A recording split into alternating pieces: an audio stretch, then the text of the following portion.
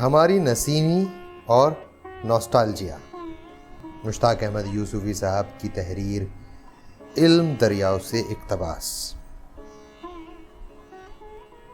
بینکوں میں اتوار رو رو کے آتا ہے اور سوموار رلا رلا کے جاتا ہے۔ اتوار کو ذرا دیر سے آنکھ کھلی اور ہم بہار کالونی والی بس سے اترے تو دیکھا کہ خان صاحب ہماری پذیرائی کے لیے بس اسٹینڈ پر آدھ گھنٹے سے کھڑے سگریٹ بنا رہے ہیں۔ معانقہ، مصافحہ اور سلام ہوا۔ جی ہاں، ان کے ہاں اظہار و اخراج خلوص کی یہی ترتیب تھی۔ ایسی قبائلی گرم جوشی سے بغل گیر ہوئے کہ ہم بڑی مشکل سے بقیہ رسوم کی ادائیگی کے لیے خود کو ان کے شکنجائے خلوص سے آزاد کروا سکے۔ اگر ہم اپنے سینے پر اس طرح ہاتھ نہ باندھ لیتے جیسے جنتی بیویاں نماز پڑھتے وقت باندھ لیتی ہیں تو 4-5 پسلیاں ٹوٹ چکی ہوتی۔ قبائلی معانقہ میں باہمی خلوص کا اندازہ ان پسلیوں کی تعداد سے لگایا جاتا ہے جو اس فعل کے دوران ٹوٹ جائیں، اور مردانگی کا ان سے جو بچ جائیں۔ ہمارے دبلے پن اور ابھری ہوئی پسلیوں کا مذاق اڑاتے ہوئے بولے کہ آپ کو سینے سے لگا کر یوں محسوس ہوتا ہے کہ گویا بانس کی نسینی سے بغل گیر ہو رہا ہوں۔ اذاں بعد بجلی کے کھمبے سے لگی ہوئی سائیکل اٹھائی۔ ہم نے کہا، یہ تو پترس کی سائیکل معلوم ہوتی ہے۔ نہیں تو میری ہی ہے، کیا وہ بھی چاکی واڑہ میں رہتا ہے؟ اس کے شمشیر برہنہ ڈنڈے پر بٹھا کر ہمیں اپنے گھر لے چلے۔ ہم نے پیچھے آرام دہ کیریئر پر بیٹھنا چاہا تو انہوں نے اجازت نہیں دی۔ کہنے لگے، اول تو یہ سیٹ جنگلی بکرے کی لاش فانی کے لیے ریزرو ہے، دوم ہمارے یہاں مہمان عزیز کی طرف پیٹ کر کے بیٹھنا خلاف تہذیب سمجھا جاتا ہے۔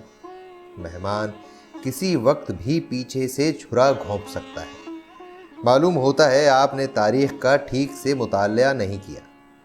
تاریخ پڑھنے سے 3 فائدے ہوتے ہیں۔ ایک تو یہ کہ بزرگوں کے مفصل حالات سے آگاہی کے بعد دور حاضر کی حرام زدگیوں پر غصہ نہیں آتا۔ دوسرے، حافظہ تیز ہو جاتا ہے۔ تیسرا فائدہ ذہن میں اتر گیا ہے، کراچی بھی عجیب شہر ہے۔ ہاں، تیسرا بھی یاد آ گیا، کھانے پینے، اٹھنے بیٹھنے، بھائیوں کے ساتھ سلوک کے مغلئی آداب سے واقفیت پیدا ہوتی ہے۔ آگے بیٹھنے پر یاد آیا کہ شاہجہاں کے زمانے میں یہ سوال اٹھایا گیا تھا کہ مہاوت شاہی عمارت کے آگے بادشاہ کی طرف پشت کر کے بیٹھتا ہے، جو سرتپا سوء ادب ہے۔ چنانچہ ہمارے اپنے علاقہ غیر سے ایک نجیب الطرفین سید صاحب امپورٹ کیے گئے، جو مہاوت کی پیٹھ سے پیٹھ ملا کر بادشاہ کی طرف منہ کر کے بیٹھتے تھے۔ تعجب ہے، بادشاہ کو یہ خیال کبھی نہ آیا کہ گستاخ ہاتھی اس کی طرف مستقلاً پیٹھ کیے رہتا ہے۔ اس پر ہم نے کہا، راجستھان کے راجپوتوں میں الٹا دستور ہے۔ اونٹ پر بیٹھی ہوئی عورت کے انداز نشست کو دیکھ کر 1 میل دور سے بتا سکتے ہیں کہ وہ سوار کی بہن ہے یا بیوی۔ بہن کو راجپوت سردار ہمیشہ آگے بٹھاتے ہیں تاکہ وہ خدا نخواستہ گر پڑے تو فوراً پتہ چل جائے۔ بیوی کو پیچھے بٹھاتے ہیں۔ اور محبوبہ کو؟ اغوا کے لیے دیس میں ہمیشہ گھوڑے استعمال ہوتے ہیں۔ دیس میں؟ آپ کا من ابھی تک میرا بائی کے دیس میں اٹکا ہوا ہے۔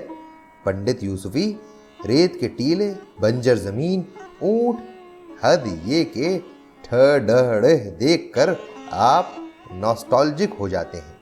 آپ کے دیس جے پور میں لے دے کے ایک جھیل تھی، سانبھر جھیل، اور یہ سڑاندی کھاری جھیل ہے جو سارے ہندوستان کو نمک سپلائی کرتی ہے۔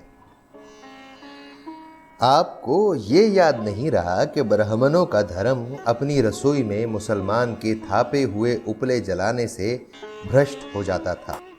پاکستان کا دانہ پانی کھاتے اتنے دن ہو گئے مگر اب بھی وہی رٹ، میں چنے مٹر کے کھا لوں گی، تو لے چل جمنا پار، تھان ہے تھان، یہ پاکستان ہے۔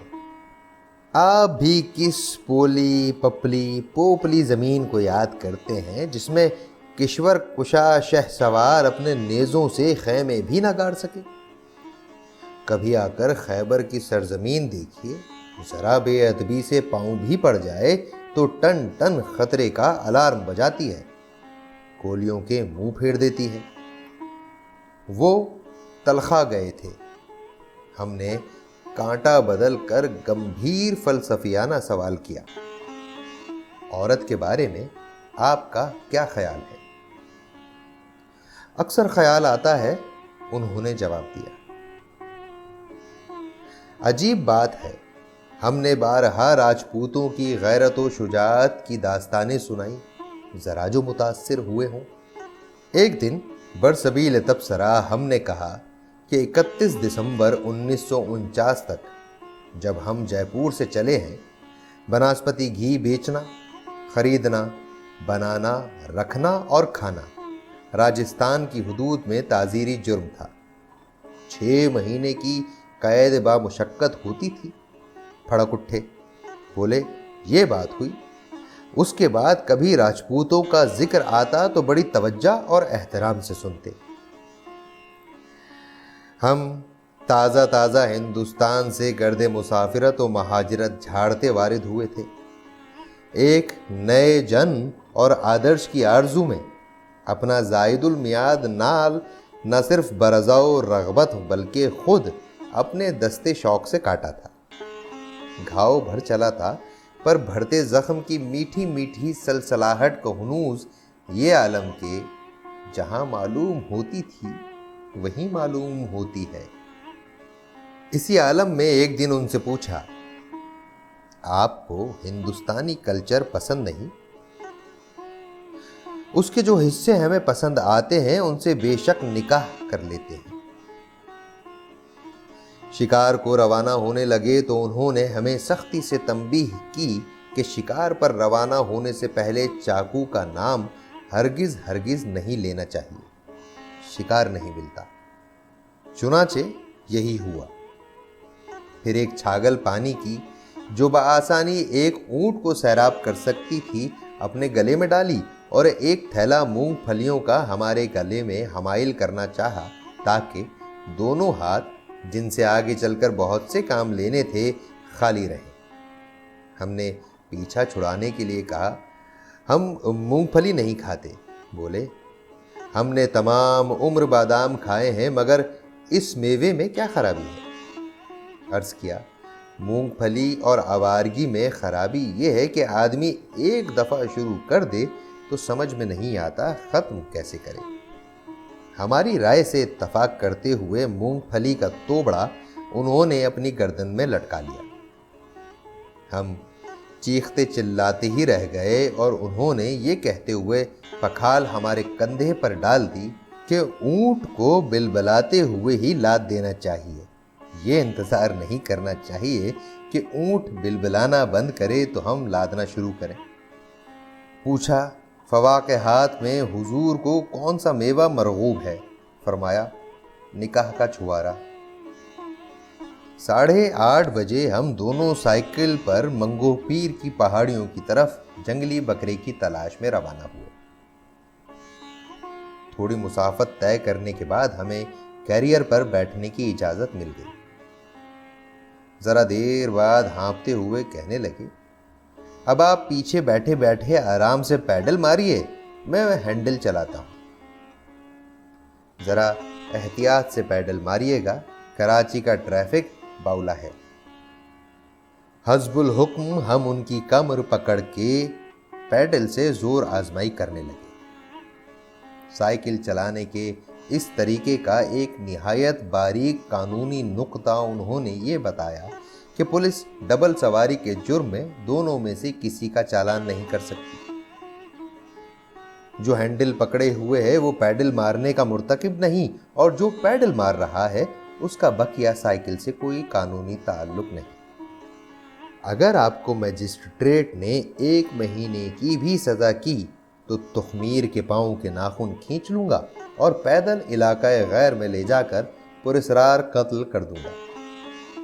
سائیکل کے وہ تمام فاضل پرزے اور آرائشی تکلفات جن کا شمار میکانکی عیاشی میں ہو سکتا تھا خود کو سپرد خاک کر چکے تھے، اور دیکھنے میں اب یہ ڈھانچہ سائیکل کا ایکس رے معلوم ہوتا تھا۔ ہینڈل پر نہ جانے کیسے ایک آئینہ لگا رہ گیا تھا جس کا بظاہر یہ مصرف معلوم ہوتا تھا کہ سوار کو پتہ چلتا رہے کہ پچھلا پہیہ ابھی تک سائیکل میں لگا ہوا ہے یا نہیں۔ پوچھا، اس میں تیل کیوں نہیں دیتے؟ بولے، تیل دینے میں جھنجھٹ یہ ہے کہ پھر گھنٹی لگانی پڑے گی۔ سائیکل کے مڈگارڈ ہی نہیں، بریک بھی غائب تھے، لیکن چلانے کے بعد بریک کی کمی محسوس نہیں ہوتی تھی، اس لیے کہ سائیکل کا جو پرزہ جس جگہ تھا وہیں سے بریک کا کام کرتا تھا۔ تاہم ہمارے سپرد یہ کام تھا کہ جیسے ہی وہ اشارہ کریں ہم جوتے کی ایڑی سے ننگے پہیے کو آگے بڑھنے سے باز رکھیں۔ 4-5 میل بریک لگانے کے بعد دائیں ایڑی جھڑ کر کہیں گر گئی۔ خان صاحب نے بائیں ایڑی استعمال کرنے کا اشارہ کیا تو ہمیں حکم عدولی کے علاوہ کوئی چارہ نہ رہا۔ استادی شاگردی اپنی جگہ، لیکن اس سے تو آپ کو بھی اتفاق ہوگا کہ ایک پاؤں سے لنگڑانا دونوں پاؤں سے لنگڑانے سے بہتر ہے۔ وہ جو پنجابی مثل ہے کہ گدھے کا 1 میل اور کمہار کا 1.25 میل، سو وہ ہم پر میل بمیل صادق آئی۔ یارائے ضبط نہ رہا تو ہم نے شکایت کی کہ کیریئر بہت چبھ رہا ہے۔ بولے، آپ میری سیٹ پر بیٹھ کر دیکھیں تو پتہ چلے چبھنا کسے کہتے ہیں۔ آپ کو مغالطہ ہوا ہے، آپ کے کولہوں پر گوشت نہیں ہے، یہ دراصل آپ ہی کی ذاتی ہڈیاں ہیں جو آپ کو چبھ رہی ہیں۔ آپ کے اگر کولہے ہوتے تو آج یہ نقشہ نہ ہوتا کہ ذرا پائنچا سائیکل کی چین میں آ گیا تو ساری پتلون اتر کے ٹخنوں پر آ رہی۔ دراصل آپ کے یہاں کمر سے لے کر ٹخنوں تک پتلون کے لیے کوئی روک ہی نہیں۔ خیر سے ابھی آپ کی عمر ہی کیا ہے؟ اس سن میں تو کولہے نئی فصل کے پہلے گرمے یعنی خربوزے کی مانند ہوتے ہیں۔ آپ نے لختئی ناچ دیکھا ہے؟ خون ہو جاتے ہیں۔ ہماری تربیت نہایت پاکیزہ ماحول میں ہوئی ہے۔ جوانی میں ہم نے مور کے ناچ کے علاوہ اور کوئی ناچ نہیں دیکھا۔